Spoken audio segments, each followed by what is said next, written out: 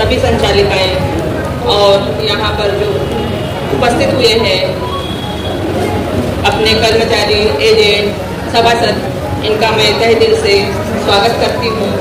और हमारी जो मित्रजन महिला की वार्षिक सभा है, 14वीं है, और मैं यही कहना चाहती हूँ कि आप लोगों का सहयोग हमारे साथ रहे और मित्रजन जो संस्था है उसे प्रगति की ओर लेके जाए, यही मेरी विनती है। और आप लोग हमारे साथ रहे, यही आपसे मैं विनती करती हूँ। धन्यवाद। या कार्यक्रमाचे उद्घाटक आहे माननीय महानगर सर, ते आपले मार्गदर्शन करतील।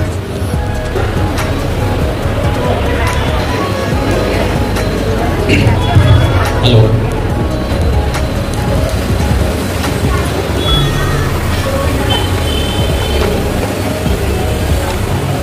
मित्रजन महिला नागरी सहकारी पतसंस्था नागपूर यांच्या वतीने आज जे ॲन्युअल जनरल मीटिंग ठेवलेली आहे आणि या अंतर्गत जे अहवाल वाचन आणि जे प्रशिक्षण आहे सभासदांचं ते आदरणीय जाधव सरांच्या माध्यमाने पार पडलं।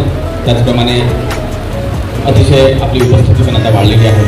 तर या मंचावर उपस्थित आदरणीय जाधव सर, त्याचप्रमाणे मित्रजन महिला नागरी सहकारी पतसंस्थेच्या अध्यक्षा मिश्रामताई, त्याचप्रमाणे व्यवस्थापक आपले सागरजी मिश्रा, त्याचप्रमाणे तज्ञ संचालक जे आहेत ते आपले देवांगन सर आहेत, त्याचप्रमाणे अन्य संचालिका सुद्धा उपस्थित आहेत आणि जे काही या संस्थेचे सभासद आहेत ते सुद्धा या ठिकाणी उपस्थित आहेत। तर उद्घाटक म्हणून या ठिकाणी मला बोलण्याची संधी लाभलेली आहे, तेव्हा मी या संदर्भामध्ये थोडक्यामध्ये मी आपल्याला बोलण्याचा प्रयत्न करेन। मुख्य विषय असा आहे की हा जो काही बँकिंगचा जो टेक्निकल विषय आहे, जो काही तांत्रिक विषय आहे, तर तो विषय आदरणीय जाधव सरांनी आपल्याला सविस्तर असा समजावून सांगितलेला आहे रिकव्हरीच्या बाबतीमध्ये।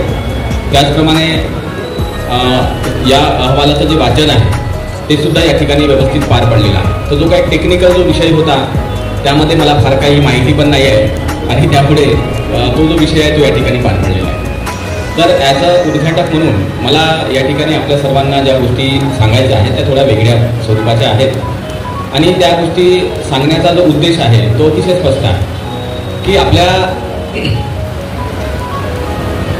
समाजामध्ये जे काही आर्थिक विषय आहेत तर त्या आर्थिक विषयाच्या संबंधामध्ये एक जागृती निर्माण व्हावी आणि आपला आर्थिक जीवन जो आहे तो जास्त उन्नती कशी करता येईल आर्थिक जीवनामध्ये, हा महत्त्वाचा विषय या ठिकाणी आपण घेतलेला आहे।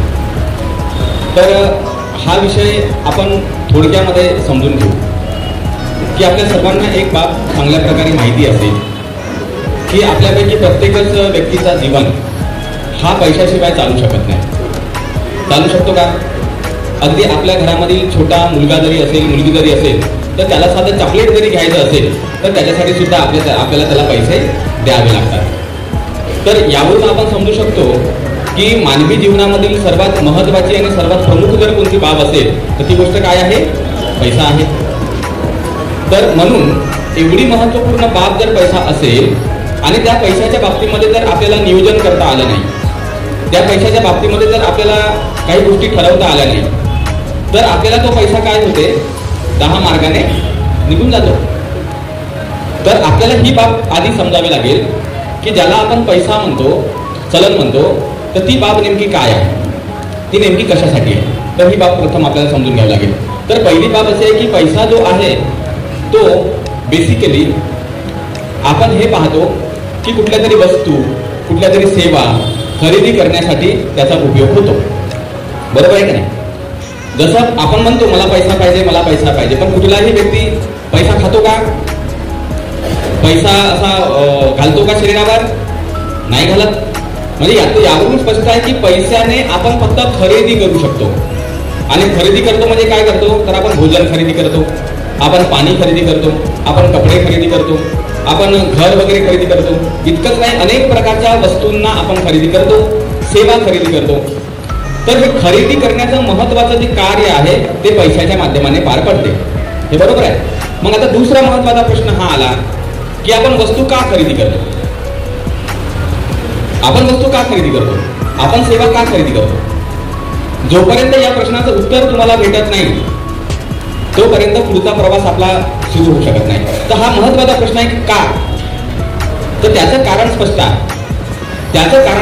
ते कारण म्हणजे काय, तर आपलं हे जे शरीर आहे त्याला आपल्याला जिवंत ठेवायचं आहे. काय करायचं आहे, कशासाठी आपण या सगळ्या वस्तू खरेदी करत आहोत. आपण म्हणतो मला पैसा पाहिजे. नेमकं काय, कशासाठी पाहिजे, आपल्याला जिवंत राहायचं आहे नंबर 1, बरोबर आहे. आपल्याला जिवंत राहत असताना सुखी राहायचं आहे नंबर 2, आणि जिवंत राहताना सुरक्षित राहायचं आहे नंबर 3. या 3 गोष्टीच्या व्यतिरिक्त पैशाचा दुसरा कोणताही उपयोग नाही, काहीच उपयोग नाही त्याचा. आणि म्हणून जुन्या काळामध्ये जेव्हा वस्तू विनिमय होत होता तर त्या काळामध्ये लोक वस्तूंची अदलाबदली करून, वस्तूंची देवाणघेवाण करून आपलं जीवन जगत होते. आणि त्यावेळेस त्यांना कुठल्याही प्रकारच्या फारशा मोठ्या अडचणींचा सामना करावा लागत नव्हता. परंतु वस्तू विनिमय पद्धत बंद झाली आणि मग एक मूल्य आलं का, चला आता आपल्याकडे 10 रुपयाचं एक आपलं मूल्य आहे. तर संपत्तीमध्ये एक मूल्य आहे, 10 रुपये, 100 रुपये, 500 रुपये, 1000 रुपये, हे काय झालं, ते मूल्य झालं त्या पैशाचं. आणि त्याच्यामध्ये लिक्विडिटी आली. तर जशी 10ची नोट जरी आपल्याकडे असेल तर ते 10 रुपयाचं त्याचं मूल्य जरी झालं असलं तरी ही 10ची नोट किती लोकांपर्यंत जाते त्याच्यानुसार त्याची लिक्विडिटी ठरते. जसं उदाहरणादाखल माझ्याकडे असलेले 10 रुपये हे माझ्यासाठी 10 रुपये आहेत, परंतु जेव्हा मी एक वस्तू खरेदी करतो ती वस्तू दुकानदाराकडे देतो 10ची नोट, वस्तू तर मला भेटते पण माझ्या 10 रुपयाचं मूल्य दुकानदारासाठी पण 10 रुपये राहते. तो दुकानदार अन्य व्यक्तीला देतो, म्हणजे एकच आपली नोट हे अनेक लोकांपर्यंत जाते. आणि जेवढी त्या रुपयाची लिक्विडिटी राहील तेवढं त्या रुपयाचं मूल्य वाढत असते, अशी एक पद्धती आहे. परंतु जेव्हा लोक पैशाच्या बाबतीमध्ये, संपत्तीच्या बाबतीमध्ये लोभी बनतात, काय बनतात, लोभी बनतात. आणि लोभी बनवून ते असं जमा करून ठेवतात, तर त्यावेळेस काय होते, त्याची लिक्विडिटी त्या ठिकाणी स्टॉप होते. जसं उदाहरणार्थ तुम्ही एखादा पैसा बँकेत ठेवता, जसं आपली बँक आहे, या बँकेमध्ये तुम्ही पैसा ठेवता, याचा अर्थ हा झाला का बँकेमध्ये पैसा ठेवल्यामुळे याची लिक्विडिटी कायम आहे. म्हणजे बँकेमध्ये ठेवला गेलेला पैसा हा अनेक ठिकाणी डिस्ट्रीब्यूट केला जातो, वाटप केला जातो, लिक्विडिटी कायम असते, त्याची चलनशीलता कायम असते. पण हाच पैसा जेव्हा तुम्ही तिजोरीमध्ये बंद करून ठेवता तर त्यावेळी लिक्विडिटी तिथेच थांबली की नाही. म्हणजे जरी तुम्ही 10 लाख रुपये तिजोरीमध्ये जरी बंद करून ठेवले असेल तर त्या 10 लाखाचं मूल्य तुमच्याकडे 10 लाख राहते, पण त्या 10 लाखाचं मूल्य वाढत नाही. आणि त्याच्यामुळे देशाला गरीब होण्यामध्ये याचा फार मोठा वाटा असतो. जेवढी लिक्विडिटी राहील तेवढी तुमच्याकडे संपत्ती येईल, जेवढी लिक्विडिटी स्टॉप राहील, थांबलेली राहील, तेवढा आपल्यामध्ये संपत्तीचा तुटवडा जो आहे तो निर्माण होऊ शकतो. तर म्हणून आपण हे लक्षात घेतलं पाहिजे की ही जी काही बाब आहे तर ती बाब आपण समजून घेतली पाहिजे की आपल्या जीवनामध्ये पैशाचं जे मूल्य आहे ते जीवन यापनासाठी आहे, सुखी होण्यासाठी आहे, सुरक्षित होण्यासाठी आहे. अशा प्रकारे अनेक गरजांसाठी आपल्याला पैसा अनिवार्य असतो आणि पैसा आवश्यक सुद्धा असतो. तर त्याच्यामुळे इथे हा विषय जास्त महत्वाचा आहे, जो एक वाक्य मी या ठिकाणी तुम्हाला सांगतो की मनुष्य गुलाम का होतो, कशामुळे होतो गुलाम मनुष्य. आपल्या भारत देशाने खूप मोठी गुलामी पाहिलेली आहे. मनुष्य गुलाम का होतो, मनुष्य लाचार का होतो, तर त्याच्या मागे फक्त 2 कारणं सांगितली जातात. त्यापैकी एक कारण म्हणजे अज्ञान आणि दुसरं कारण म्हणजे गरिबी. व्यक्ती गरिबीमुळे लाचार होतो, गरिबीमुळे गुलाम होतो. तो जेव्हा गरीब राहतो तर गरीब जेव्हाही तो राहील तेव्हा त्याला जगण्यासाठी पैसा लागेल, मुलाबाळांच्या पालनपोषणासाठी पैसा लागेल, पत्नी असेल, नातेवाईक असेल, त्यांच्या पालनपोषणासाठी पैसा लागेल. आणि त्याच्याकडे पैसाच जर नसेल तर त्याच्याकडे गुलामीशिवाय दुसरा काय उपाय आहे. तो काय म्हणेल की बाबा जो कोणी मला ज्या प्रकारची मजुरी देईल, मग ते कमी असो अथवा जास्त असो, तर ती मजुरी घेऊन तो त्यांची गुलामगिरी करायला मान्य होतो. ही गोष्ट तर आपल्याला माहिती आहे ना, गुलामीचं कारण पैसा आहे, या प्रकारे पैसा गुलामीचं कारण आहे. तर म्हणून आपण जाणतो की अज्ञान मध्ये कशाचं अज्ञान, तुम्हाला पैसा कमावता येत नाही याचं अज्ञान, किंवा तुम्हाला पैसा कमवण्याची संधी नाही याचं अज्ञान, किंवा कमवलेला पैसा कसा सुरक्षित ठेवायचा, कमवलेल्या पैशामध्ये वाढ कशी करायची, कमवलेला पैसा कुठे गुंतवल्यामुळे आपले भविष्य सुरक्षित बनेल, या प्रकारचं अज्ञान. तर व्यक्ती हा जेव्हा अनेक प्रकारे आपल्या पैशाच्या बाबतीमध्ये अज्ञानी राहतो तर त्यावेळेस तो कर्जबाजारी बनू शकतो, त्यावेळेस अनेक प्रकारच्या अडचणी आल्या की परत तो लाचारही बनू शकतो. तर आपण हे जाणलं पाहिजे की ही इतकी महत्वपूर्ण बाब जर असेल आपल्या जीवनामध्ये पैसा नावाची, तर त्याच्या बाबतीमध्ये आपण किती सेन्सिटिव्ह असलं पाहिजे. पण तुम्ही सेन्सिटिव्ह नाही राहत. आम्ही बहुत पाहतो लोकांना सेन्सिटिव्ह नाही राहत, ते लोक ते फक्त लोभी राहतात. लोभी राहणे वेगळं, सेन्सिटिव्ह राहणे वेगळं, 2 अलग अलग गोष्टी. लोभ म्हणजे सेन्सिटिव्हिटी नाही, हे लक्षात घ्या. लोभ वेगळा, सेन्सिटिव्हिटी वेगळी. जसं मी तुम्हाला उदाहरण सांगतोय उदाहरणाने माणूस लवकर समजतो.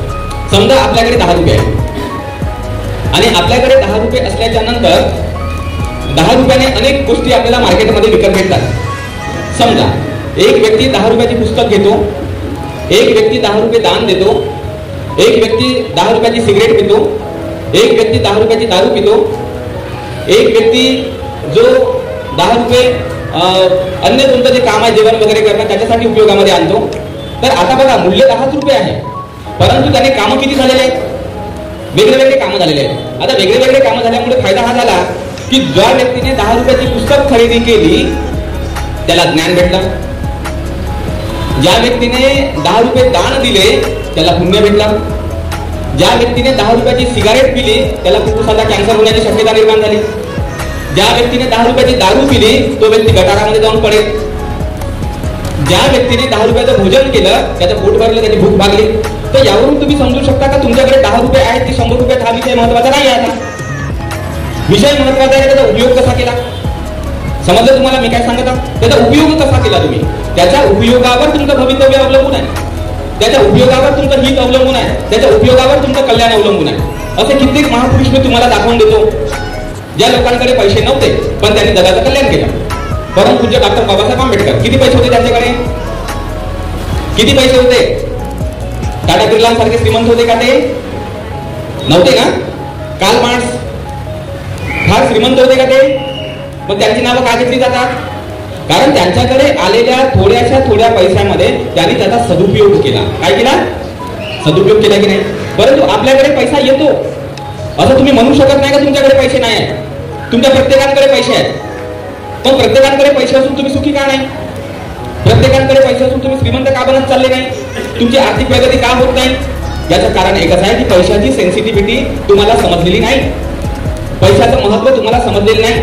फक्त तुम्हाला हे समजलेलं आहे की माझ्याकडे पैसे आले पाहिजे, आले पाहिजे, आले पाहिजे, आले पाहिजे. कशासाठी आले पाहिजे?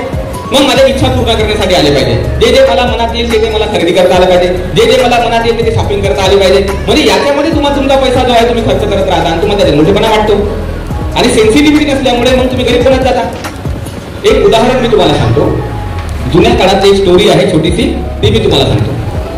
की एक शेती होती आणि त्या शेतीमध्ये एक शेतकरी जो आहे तो असा नांगरणी करत होता आणि तो नांगरणी करत असताना जमिनीच्या आतमध्ये त्याच्या पूर्वजांनी काही संपत्ती गाळून ठेवली होती आणि ती वर आली असते. आता वर आली तर मोठ्या प्रमाणामध्ये होती. आता तो घरी घेऊन जाऊ शकत नव्हता आणि मग त्याने थोडीशी संपत्ती घेतली आणि मग तो आपल्या घरी गेला आणि घरी जाऊन पत्नीला सांगितलं की म्हणे असं असं झालं, आपल्या शेतामध्ये जुन्या लोकांनी गाळून ठेवलेली संपत्ती भेटलेली आहे आणि आपल्याकडे खूप संपत्ती आहे पण तिकडे आपल्याला आणता येत नाही. तर त्यावेळेस ती पत्नी म्हणाली की एखादा भार जर आपण वाटून घेतला तर तो हलका होतो की नाही? काय वाक्य वापरलं की नाही? एखादा भार जर आपण वाटून घेतला तर ती गोष्ट हलकी होते. तशासारखं आपल्याकडे जी संपत्ती आहे त्याचे तुम्ही 4 हिस्से केले पाहिजे. किती हिस्से केले पाहिजे? 4 हिस्से केले पाहिजे. त्यापैकी पहिला हिस्सा हा उपभोगावर खर्च केला पाहिजे. तर उपभोग म्हणजे काय? उपभोगावर जो पैसा खर्च करायचा आहे त्याच्यामध्ये उपभोग या शब्दाचा काय अर्थ होतो? तर उपभोग याचा अर्थ होतो जसं उदाहरण जातं दूध. दूध काय आहे? दूध उपभोग आहे. दुधापासून तुम्ही दूध पिऊ शकता, चहा पिऊ शकता, कॉफी पिऊ शकता, म्हणजे हा दुधाचा आपला एक उपयोग आहे. दुधाचं जे काही मूल्य आहे 25 रुपये असेल, 50 रुपये असेल, 60 रुपये असेल, ते मूल्य तुम्ही दुकानदाराला देता, दूध खरेदी करता, दूध घरी आणता. दूध घरी आणल्यानंतर चहा बनवला जातो, कॉफी बनवलं, दूध पिलं जातं, दूध खतम होऊन जातं. आता दूध खतम झाल्याच्या नंतर तुम्ही दुकानामध्ये गेले आणि त्यांना म्हणले का दूध दिलं, दूध खतम झालेलं आहे बाबा आणि मला माझे 60 रुपये परत कर. देईल का? परत देईल का तो माणूस? बरं ठीक आहे, तुम्ही ते कॉफी पिले, चहा पिले, काय पण पिले असेल तर ते तरी परत येईल का? तुम्हाला दुधात रूपांतरित होईल का? परत त्याचं दूध होईल का? नाही होईल ना. म्हणजे याला म्हणतात उपभोग. म्हणजे याचा अर्थ हा झाला का तुम्ही जो पैसा खर्च केला त्याचा काहीही रिटर्न नाही, त्याची काहीही परतफेड नाही, ती गोष्ट तुम्हाला परत मिळणार नाही असा त्याचा अर्थ होतो. ठीक आहे, म्हणजे त्याला म्हणतात उपभोग. एकदा तुम्ही भोगलं खतम. ज्याप्रमाणे एखादी पैसा पाण्यात फेकला तो परत काढता येत नाही, तसा सारखा उपभोग आहे. हा एक भाग लक्षात ठेवायचा का एक विषय असा आहे जो उपभोगाशी संबंधित आहे, जो वर्तमान समयामध्ये तुमच्या कामी येतो, त्याच्यानंतर तो पैसा रिकवर होत नाही, तो पैसा परत मिळत नाही आपल्याला. नंबर 1. नंबर 2 आहे ज्याला म्हणतात बचत. काय म्हणतात? बचत. जशी ही जी बँक आपली काम करते, डिटर्जंट महिला सोसायटी, हे बचतीवर काम करते. बरोबर आहे काय? म्हणजे बचत महत्वाची बाब आहे. आता महत्वाचा विषय आहे का बचत कशासाठी पाहिजे मनुष्याला? काय वाटते बचत कशासाठी करायला पाहिजे? आपण कुठल्याही स्वरूपामधली बचत असो, दागिने खरेदी करण्याची असेल, सोनं खरेदी करण्याची असेल, किंवा एखादी जागा घेऊन ठेवण्याची असेल, किंवा बँकेमध्ये डिपॉझिट करण्याची असेल, FD काढण्याची असेल, बचत कशासाठी लागते? तर त्याच्यासाठी एकमेव कारण आहे की माणसाचं जीवन अनिश्चित आहे. कसं आहे? निश्चित आहे का? मनुष्याचं जीवन निश्चित बिलकुल नाही, ते अनिश्चित आहे. आणि अनिश्चित असल्यामुळे उद्या चालून तुमच्या जीवनामध्ये कुठलंही काम येऊ शकते, कुठलंही अचानकपणे काम येऊ शकते, जे अतिशय महत्वाचं असू शकते. तुम्हाला तब्येत बिघडू शकते, किंवा एखाद्याची बदली होऊ शकते, किंवा एखाद्याला एका ठिकाणाहून दुसऱ्या ठिकाणी जाण्याचे काम करू शकते, मुलीचं लग्न होऊ शकते, मुलाला नोकरी लागण्यासाठी पैसे भरायची वेळ येऊ शकते, फीज भरायची वेळ येऊ शकते. तर जीवनामध्ये अशा काही गोष्टी असतात ज्या निश्चित नसतात, त्या अनिश्चितपणे आपल्याला समोर येतात आणि आपल्याला त्याच्यासाठी खर्च करणं गरजेचं राहते.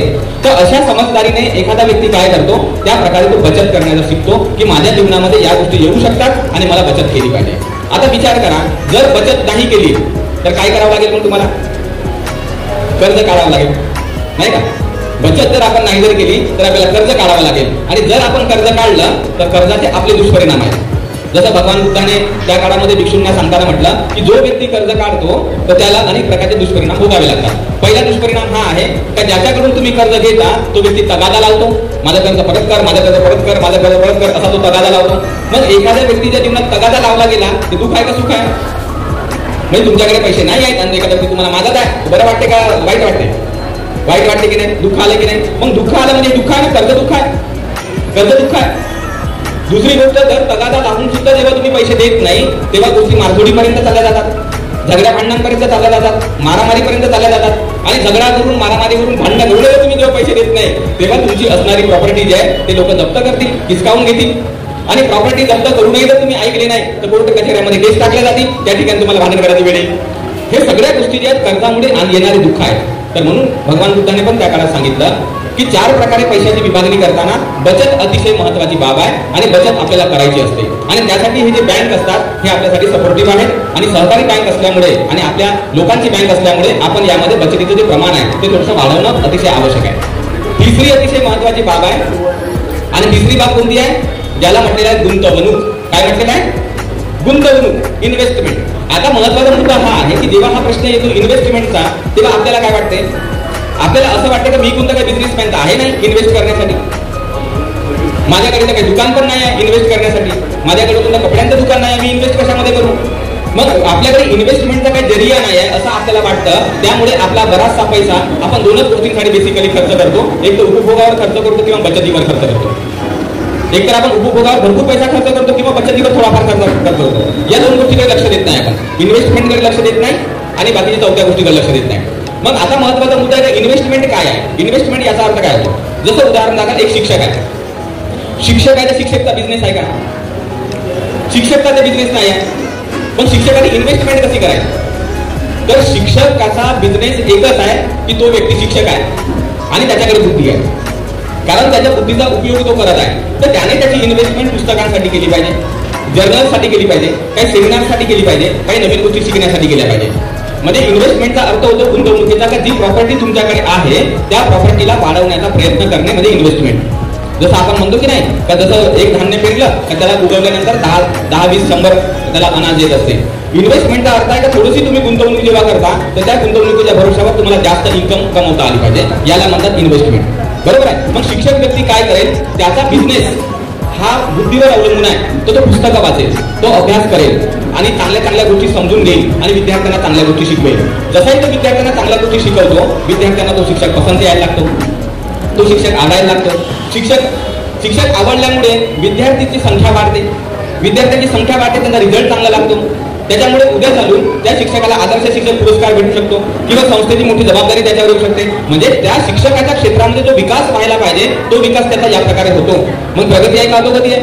पण एखादा व्यक्ती असं म्हणत असेल की मला नोकरी लागली रे बाबा, मला सरकारकडून पेमेंट भेटणं सुरू झालेलं आहे आणि आता मला स्टॉप झालं पाहिजे, आणि तो पेमेंट घेतो, खर्च करतो, इकडे घुमतो तिकडे फिरतो, बुद्धीचा काही विकास करत नाही.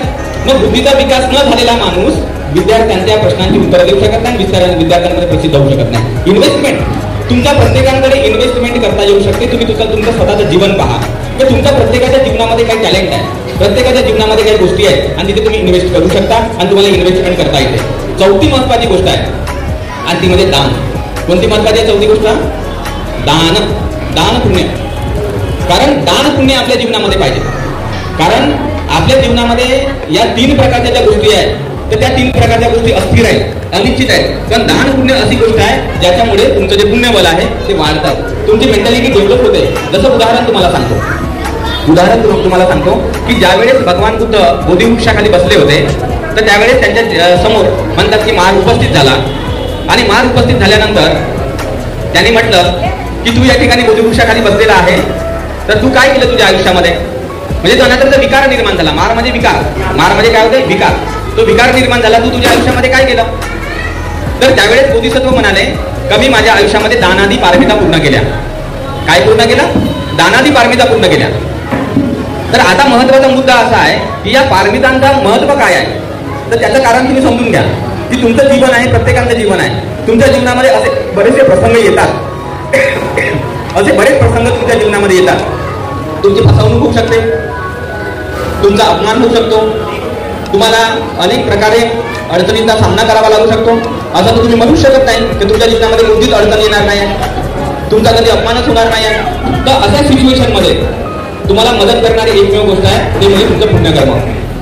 जेव्हा तुम्ही शिलाचं पुण्य करता, जेव्हा तुम्ही दानाचं पुण्य करता तर तुम्ही तुमच्या शांत मनाने, शांत डोक्याने तुम्ही त्या पुण्याचं स्मरण करू शकता का मी दान देणाऱ्या स्वभावाचा, मी शिलाचं पालन करणाऱ्या स्वभावाचा, आणि जर मला हा अपमान केला गेला असेल, जर मला काही वंचित ठेवलं गेलं असेल, जर माझी फसवणूक झाली असेल तर यामध्ये माझं काहीही नुकसान होणार नाही. तुमचं जे मनोबल जे स्ट्रॉंग बनतं ते तुमच्या पुण्यकर्मामुळे बनतं. आणि ते मनोबल जर तुमचं जर स्ट्रॉंग जर बनलं तर भगवान बुद्धाने असं म्हटलं की ज्याप्रमाणे या छपराला जर छिद्र नसेल तर पावसाचं पाणी आतमध्ये येते का? नाही येत. पाणी येत नाही आतमध्ये. परंतु जर छिद्र असेल तर पावसाचं पाणी आतमध्ये येते.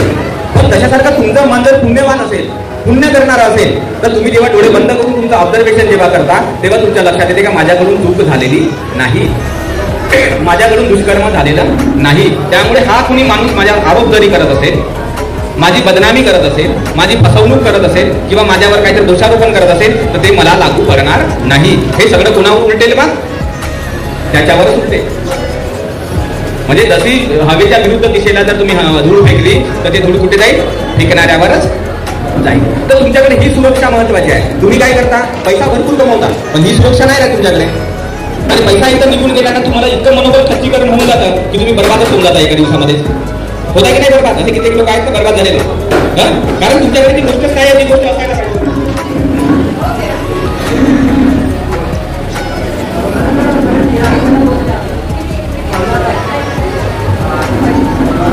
तर आपल्या चारित्र्यावर आपली श्रद्धा असायला पाहिजे.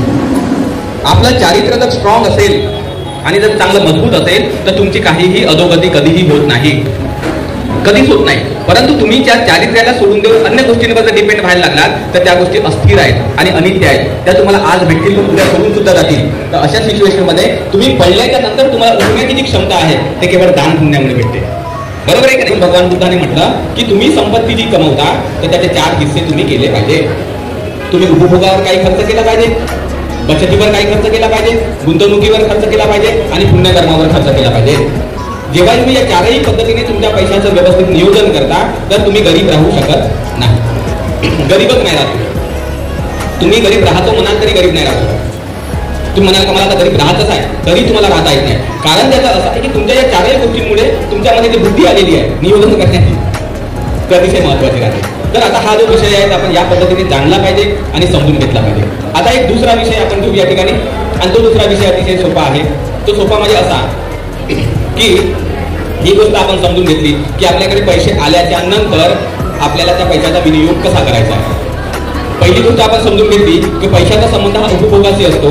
आपल्या जिवंत राहण्याची, सुखी राहण्याची, सुरक्षित राहण्याची पैशाचा उपयोग आहे म्हणून आपल्याला पैसा म्हणावा लागत असते. गरजापूर्तीचा त्याचा उपयोग आहे म्हणून पैसा म्हणावा लागते. इच्छापूर्तीचा उपयोग आहे म्हणून पैसा म्हणावा लागते. आपल्याकडे पैसा आला त्याचं या प्रकारे 4 प्रकारे नियोजन करायचं. आता एक तिसरी महत्वाची गोष्ट या ठिकाणी मी सांगतो आणि ती गोष्ट म्हणजे कोणती? तर बाबासाहेब आंबेडकरांनी एक वाक्य वापरलेलं आहे 1935च्या नंतर, जेव्हा बाबासाहेबांनी बॉम्बे काउन्सिलमध्ये लोकसंख्येच्या संदर्भामध्ये बिल प्रेझेंट केलं होतं. लोकसंख्येच्या संदर्भामध्ये आणि तो लोकसंख्येचा जेव्हा बिल प्रदर्शित केला होता तर त्या बिलामध्ये बाबासाहेबांनी एक वाक्य लिहिलं, poverty is the root cause of immorality, की पॉवर्टी गरिबी हे अनैतिकतेचं मूळ आहे. कशाचं मूळ आहे? अनैतिकतेचं. गरिबी हे अनैतिकतेचं मूळ आहे. आता ही बाब आपण समजून घेतली पाहिजे. आमच्या जाधव सरांनी अतिशय चांगला अनुभव सांगितला त्यांचा. तो अतिशय महत्त्वाचा वाक्य त्यांनी वापरला त्यांच्या भाषणामध्ये. आणि ते वाक्य कोणतं होतं की 20-25 वर्षाआधी लोकांची नैतिकता चांगली होती, की ते लोक जर पर्सनल लोन घेत असतील किंवा कोणतंही लोन घेत असतील तर ते लोक बँकांना परत करायचे. बरोबर आहे नाही सर? पण आता नैतिकतेचा स्तर काय झालेला आहे? खालावलेला आहे. आणि नैतिकतेचा स्तर खालावल्यामुळे लोक पैसे घेतात पण देत नाही. आणि तुम्हाला हे अनुभव आहे, तुमच्याकडून कोणताही नातेवाईक येते, 100 घेते, 200 घेते, 500 घेते, 1000 घेते, 10,000 घेते, 15,000 घेते आणि मग तुम्हाला मागे मागे फिरत राहावं लागतं. त्याच्यात तो काही पैसे परत करत नाही. आणि जर समजा पैसे परत करायचीच वेळ आली तर तो तुझ्याला झगडा करते. झगडा करून नातेरिश्ते बांधू करून टाकते. तुझा माझा आता काही संबंधच नाही म्हणते. भाऊ भावाचा दुश्मन बनून जाते, बहीण बहिणीची दुश्मन बनते, माय बाप पोराचे दुश्मन बनतात, पोरं मायबापाचे दुश्मन बनतात, शेजारी शेजाऱ्याचा दुश्मन बनते. दुश्मनी आहे की नाही? याला तुम्ही असं म्हणू शकता ही गोष्ट खोटी आहे? गोष्ट खोटी नाही आहे. व्यक्ती हा अशा प्रकारे दुश्मन बनतो. आणि दुश्मन बनताना आपण पाहतो की त्याचा जो नैतिक स्तर जो आहे तो जर समजा बर्बाद झाला, तो जर समजा खालावला तर मनुष्य हा मनुष्याचा मित्र राहत नाही, मनुष्य हा मनुष्याच्या सोबत बंधुत्वाने राहत नाही. आणि म्हणून बाबासाहेब आंबेडकरांनी एक पुस्तक लिहिलं. कोणतं पुस्तक लिहिलं? Buddha or Karl Marx. आपल्याला बऱ्याचशा लोकांनी वाचलं असेल. आमचे कापसी साहेब आहेत, विद्वान व्यक्ती आहेत या ठिकाणी बसलेले, ते खूप पुस्तक वगैरे वाचत राहतात. तर त्यांनी ते वाचलं असेल बुद्धा आर कार्ल मार्क्स. तर बुद्ध आर कार्ल मार्क्स नावाच्या पुस्तकामध्ये बाबासाहेबांनी स्पेशली या गोष्टीवर विचार केलेला आहे. आणि त्यासाठी त्यांनी 2 प्रकारचं गव्हर्नन्स सांगितलं. एक गव्हर्नन्स आहे, गव्हर्नन्स म्हणजे राजव्यवस्था, ज्यामध्ये आहे कायद्याचं राज्य, आणि दुसरं राज्य आहे नैतिकतेचं राज्य. 2 राज्य असतात. एक कायद्याचं राज्य असते, दुसरं नैतिकतेचं राज्य असते. आता आपल्या सर्वांना माहिती आहे बाबासाहेब आंबेडकर कोण होते? कायदा मंत्री होते. आपल्या सर्वांना माहिती आहे की बाबासाहेबांचे लॉ मधलं एज्युकेशन किती होतं? अगदी 12 पर्यंत होतं. बाबासाहेब स्वतः वकील होते. इतकंच म्हणजे लॉ कॉलेज जे होतं मुंबईचं त्याचे प्राचार्य सुद्धा राहिलेले आहेत बाबासाहेब. म्हणजे लॉच्या क्षेत्रामध्ये जर आपण जर विचार जर केला तर बाबासाहेबांचं ज्ञान प्रचंड आहे की नाही? आहे ना प्रचंड. हे तर आपण मान्य करतो की नाही? तर बाबासाहेबांचं लॉच्या क्षेत्रातलं कायद्याचं ज्ञान मोठं आहे. एखादे कायदेमंत्री होते, लॉ कॉलेजचे प्राचार्य होते, स्वतः वकील म्हणून त्यांनी काम केलं. 12 सारखी उच्च डिग्री त्यांच्याकडे होती. आणि याच्याही पुढे जाऊन जर आपण विचार केला तर भारतीय संविधानाचं लेखन पण केलं आहे ना. भारतीय संविधान पण आपलं एवढं मोठं. म्हणजे कायद्याच्या क्षेत्रामध्ये बाबासाहेबांसारखा महान व्यक्ती कोणी आहे का आता? हे पहिले समजून घ्या. नाही आहे. मग असं असताना सुद्धा बाबासाहेबांनी म्हातारा झाल्यानंतर बुद्ध आर कार्ल मार्क्स या विषयावर भाषण दिलं काठमांडूमध्ये. आणि त्याच्या अगदी विदिन 1 महिन्यामध्ये बाबासाहेब आपल्यामधून निघून गेले. भाषण कोणतं दिलं होतं? Buddha or Karl Marx. पुस्तक कोणतं लिहिलं होतं? Buddha or Karl Marx. तुम्ही विचार नाही केला की बाबासाहेबांसारख्या एवढ्या मोठ्या कायदेपंडित माणसाने हे पुस्तक का लिहिली असेल? बरोबर आहे का नाही? त्यांना तर कायद्याचं ज्ञान होतं, एवढं संविधान आहे आपल्याकडे. मग का लिहिली ही पुस्तक? कारण बाबासाहेब म्हणतात की कायदा कितीही चांगला असला तरी त्याच्यामध्ये पडवाटा शोधून काढता येतात. कायद्याचा दुरुपयोग होऊ शकतो. कायदा बरेचशा लोकांचं पालन पोषण करू शकतो, कमजोर लोकांवर शोषण करू शकतो. आज तुम्ही स्वतःला पहा, स्वतःला तुम्ही अनुभव करा की तुमच्या घरी चोरी झाली आणि तुम्ही पोलीस स्टेशन मध्ये जरी गेले दाद मागायला, तुम्हाला हुडकावून लावलं जाते कारण तुम्ही गरीब आहात.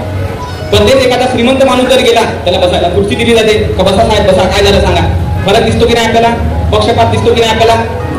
म्हणजे इथे पक्षपात हा जो विषय आहे तो कायद्याच्या समोर असू शकतो. म्हणजे कायदा त्या ठिकाणी काही करू शकत नाही.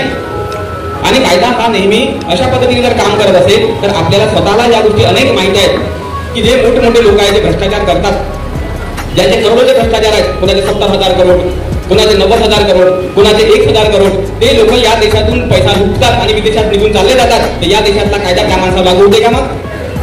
मग आपले पैसे बुडले, आपले पैसे बर्बाद झाले आणि आपण जमिनीवर आलो त्यांच्या त्या दुष्कर्मामुळे. कायद्याचा असा प्रकारचा काही नुकसान होऊ शकते.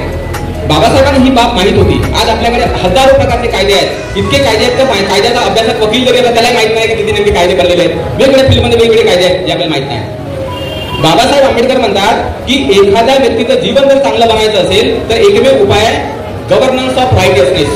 नैतिकतेचं राज्य पाहिजे. आणि नैतिकतेचं राज्य केवळ भगवान बुद्धाच्या धम्मामुळे येऊ शकते, कारण बुद्ध धम्म नैतिकता शिकवणार आहे. तर मग आता महत्वाचा मुद्दा असा आहे की नैतिकता कशावर आधारलेली आहे? जे मोडलिटी ज्याला आपण म्हणतो, नैतिकता ती आधारलेली कशावर आहे? आता तुम्ही असे म्हणाल की आम्ही बुद्ध विहारांमध्ये जातो, किंवा कोणी ख्रिश्चन असेल तर आम्ही चर्चमध्ये जातो, कोणी हिंदू असेल तर म्हणेल की आम्हाला मंदिरामध्ये बी जातो. तर त्या ठिकाणी आम्हाला या गोष्टी शिकवतात की तुम्ही दान दिलं पाहिजे, एकमेकांशी तुम्ही चांगलं वागलं पाहिजे, कोणावर बळजबरी नाही केली पाहिजे, खरं बोललं पाहिजे. तर हे जे नियम आहेत बाबा सगळीकडे सांगितले जातात आणि आम्ही त्याचा फॉलो करतो. झालो आम्ही नैतिक असं म्हणायला तुम्ही? माझं तर वागणं बहुत चांगलं आहे, मी तर बहुत सदाचारी आहे, झालो मी नैतिक असं तुम्हाला वाटू शकते? मी बौद्ध आहे तर पंचशील पालन करतो, झालो मी नैतिक? कोणी ख्रिश्चन असेल तर मी 10 कमांडमेंट्स पालन करतो, झालो मी नैतिक? कोणी हिंदू असेल तर मी पूजापाठ करतो, रीतिरिवाज पालन करतो, जे काही आहे संस्कार ते मी करतो, झालो मी नैतिक? याचा आणि नैतिकतेचा फारसा काही संबंध नाही. लक्षात घ्या, नैतिकतेचा आणि याचा काहीही संबंध नाही. नैतिकता उत्पन्न कशी झाली? नैतिकता का उत्पन्न झाली? नैतिकतेला पूर्वी लोक धर्म म्हणायचे, नैतिकतेला पूर्वी लोक कायदा सुद्धा म्हणायचे, नीती सुद्धा म्हणायचे. तर ही नैतिकता निर्माण का झाली? हा पहिला प्रश्न आपल्या डोक्यामध्ये असला पाहिजे की नैतिकता का निर्माण झाली. नैतिकता निर्माण होण्याच्या मागे एकमेव कारण आहे, आणि ते कारण म्हणजे कोणतं असेल तर ते म्हणजे आहार. कोणतं कारण आहे? आहार. आहार आहार म्हणजे तुम्ही जे खाता तो आहार. तुम्ही भात खाता, तुम्ही भाजी खाता, तुम्ही पोळ्या खाता की नाही? का नाही खात?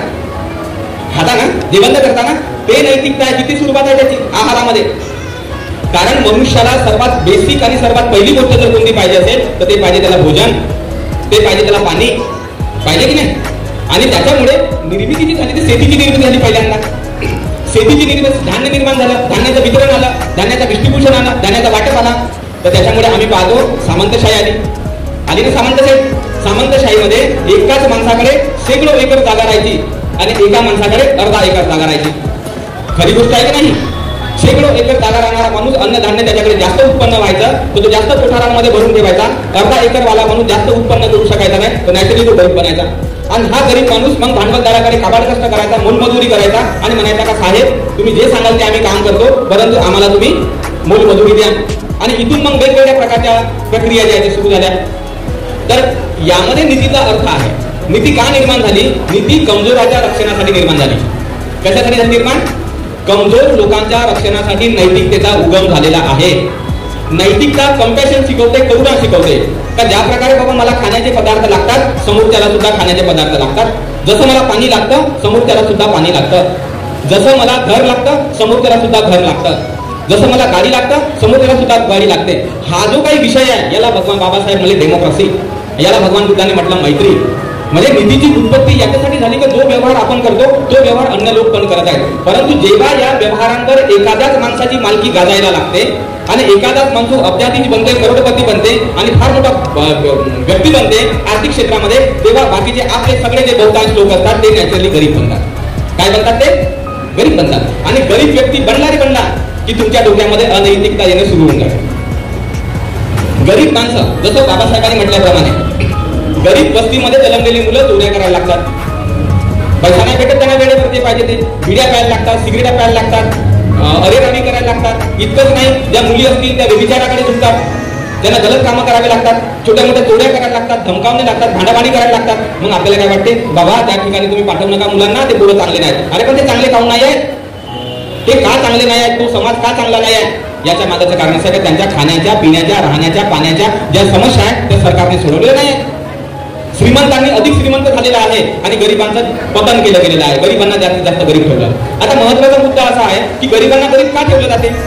तुमच्याकडे पॉलिटिशियन्स लोक येतात ते तुम्हाला गरीबच ठेवतात, भांडवलदार लोक येतात गरीबच ठेवतात. गरीब का ठेवले जातात? गरीब ठेवण्याचा अर्थ हा आहे की त्यांना गुलामांची गरज आहे. कोणाची गरज आहे?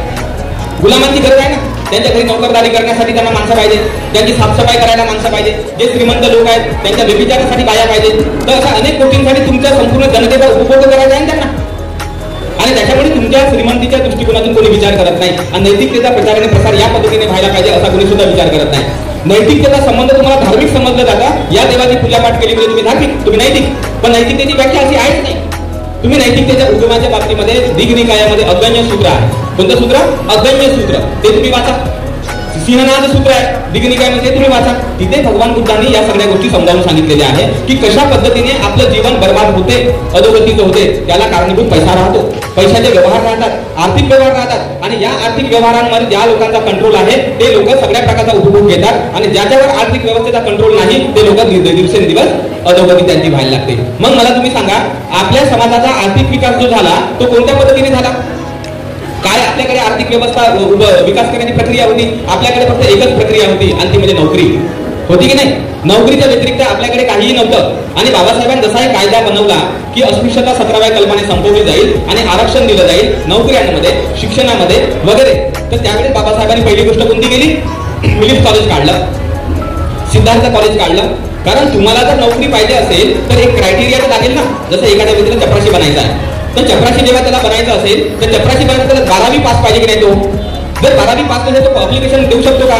मग 12वी पास व्हायला शिकायला लागेल की नाही? मग जरी समजा कायदा बनवला गेला असेल की बाबा रे तुम्हाला शिक्षणामध्ये आरक्षण आहे, नोकरीमध्ये आरक्षण आहे, पण तो क्रायटेरिया तुम्ही पूर्णच नाही केला तर तुम्हाला ते आरक्षण भेटेल का? मग बाबासाहेबांनी जाणलं की कॉलेज असलं पाहिजे, आपलं कॉलेज असलं, पोरं शिकतील, त्या क्रायटेरियाला पूर्ण करतील तर नोकऱ्या भेटतील. आमच्या आजोबाला आम्ही पाहतो की 7वा वर्ग त्या काळात शिकला, मुख्याध्यापक बनला, शिकला तो 7वा वर्ग शिकला, 4था वर्ग शिकला, लोक असे घरी यायचे, चालू बाबा नोकरीला, ओढून द्यायचे लोकांना, कारण क्रायटेरिया पूर्ण केला होता. पण जो व्यक्ती अडाणी होता, अज्ञानी होता, त्याला क्रायटेरिया पूर्णच नाही करता आला, त्याच्या घरी कोणी गेले का नोकरी घे म्हणून? नाही गेले की नाही? क्रायटेरिया. मग मला तुम्ही सांगा, नोकऱ्यांचं प्रमाण आपल्या देशामधलं कमी का केलं जात आहे? विचार करा या गोष्टींवर, की कमी का केलं जात आहे नोकऱ्यांचं प्रमाण? कशासाठी सरकारी नोकऱ्या बंद केल्या जात आहेत? आरक्षण भेटले नाही पाहिजे, गरिबांचा विकास नाही झाला पाहिजे, आदिवासींचा विकास नाही झाला पाहिजे, हा त्याच्या मागे प्लॅनिंग आहे सगळी. मग विकास झाला कोणाचा पाहिजे? तर चिंतन आपण केलं पाहिजे की आज ही परिस्थिती अशी आहे की तुम्ही संघटितरित्या हे बिझनेस लाईन मध्ये शिरण्याची आवश्यकता आहे. हा एक प्रकारचा अतिशय महत्वाचा प्लॅटफॉर्म आहे. आपली स्वतःची बँक आहे. कोणाची बँक आहे? ही महिलांची बँक आहे आणि ज्या मागास महिला आहेत त्या मागास महिलांची बँक आहे. मग ही बँक तुमची स्वतःची आहे असं तुम्ही समजलं पाहिजे. कारण जोपर्यंत आपले बिझनेस इन्स्टिट्यूट मोठ्या बनत नाही तोपर्यंत आपल्या समाजाचा आर्थिक विकास होऊ शकत नाही. ही बिझनेस इन्स्टिट्यूट आहे. तुम्ही याला असं नका समजू का चला बाबा मी ते पैसे गुंतवणूक पैसे काढीन, माझा व्यवहार पार पडेल, या पद्धतीने विचार करायचा आपण. आज आपण पाहतो स्टेट बँक ऑफ इंडिया सारखी बँक असेल किंवा कोणत्याही बँका असतील, या मोठ्या बनल्या कशा? तर त्याच्या मागाचं कारण आपण थोडं शोधलं तर तो एक प्रकारचा बिझनेस आहे. काय तो बिझनेस आहे? त्या बिझनेसच्या माध्यमाने विशिष्ट समाजाचा विकास करणे त्याच्यामध्ये कॅपॅसिटी आहे, त्याच्यामध्ये एक प्रकारची क्षमता आहे. आणि म्हणून हे जे वचन आहे की आपल्याला तो नैतिक स्तर आहे तो वाढवला पाहिजे. आपण एकमेकांना मदत करायचं शिकलं पाहिजे, एकमेकांच्या दुःखामध्ये मदत करायचं शिकलं पाहिजे, त्याला सुखी होण्याची मदत केली पाहिजे. आणि जो काही आपला आर्थिक व्यवहार आहे, सामाजिक व्यवहार आहे, शैक्षणिक व्यवहार आहे, तो एकदम सिस्टमॅटिकली पार पाडला पाहिजे. तुम्ही पूजा करता की नाही करत तो तुमचा व्यक्तिगत मुद्दा झाला, पण व्यवहारामध्ये जेव्हा आपण या प्रकारे नैतिकतेने जगतो तेव्हा आपली नक्कीच प्रगती होत असते. आणि ही नैतिक व्यवस्था आपल्यामध्ये पाहिजे. आपण बँकेमधून कर्ज घेतो, आपल्याला ते वेळीच परत करता आलं पाहिजे, कारण ही आपली बँक आहे. आपल्या बँकेचं नुकसान होणं म्हणजे आपल्या समाजाचं नुकसान होणं आहे. ही साधारण जाणीव जरी तुमच्या मनामध्ये निर्माण जरी झाली तरी आपले बिझनेस मोठे व्हायला वेळ लागणार नाही. तर आपल्या जो बिझनेसचा जो एक पॅटर्न आहे त्याचा मी एक थोडं सिस्टमॅटिक तुम्हाला त्याचं थोडंसं महत्त्व आहे पैशाचं सांगितलं. आणि शेवटी मी तुम्हाला नैतिकतेचं महत्त्व सांगितलं की तुमचा नैतिक स्तर जेवढा चांगला राहील तेवढी तुमची चांगली प्रगती होईल. पण नैतिक स्तर जर तुमचा जर ढासळला तर समाजाला त्याचा काहीही फायदा होणार नाही. मोठमोठ्या चांगल्या संस्था अशा डुबलेल्या आहेत, डुबतात नैतिक स्तर जर बिघडला तर माणसाचा. म्हणून नैतिकतेवर भर दिलं पाहिजे. आणि त्याच्या संदर्भातला जे आमचे सागर विश्राम साहेब आहेत त्यांनी प्रशिक्षणाचे कार्यक्रम ठेवतात, कारण त्यांना ही गोष्ट समजलेली आहे की जोपर्यंत माणसाची नैतिकता चांगली बनत नाही, त्याचं शील चारित्र्य चांगलं बनत नाही, तोपर्यंत त्याचे व्यवहार सुद्धा तो चांगले बनवणार नाही.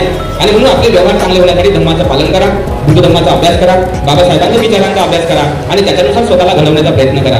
तुम्ही आज गरीब असाल पण बाबासाहेबांच्या विचारांमुळे तुम्ही नक्की चांगल्या अवस्थेला जाऊ शकता. आज अख्खा देश बदलू शकला बाबासाहेबांच्या विचारामुळे. आपलं जीवन नाही बदल का? जेव्हा की देश बदलू शकते एवढ्या वर्षात आपले जीवन बदलू शकते. बाबासाहेबांवर श्रद्धा ठेवून त्यानुसार जर आपण जगलो त्याचा नक्कीच फायदा होईल. तर या ठिकाणी मला उद्घाटक म्हणून विश्राम साहेबांनी पाचारण केलं आणि मित्रजन महिला नागरिक सहकारी पतसंस्थेच्या या सभेमध्ये मला बोलण्याची संधी दिली. त्याचप्रमाणे आपण सर्वांनी शांत आणि सदचित्ताने ऐकून घेतलेलं आहे त्याबद्दल मी आपल्या सर्वांना धन्यवाद देतो. मंगलकामना व्यक्त करतो. भवतु सर्वमंगलम, भवतु सर्वमंगलम, भवतु सर्वमंगलम.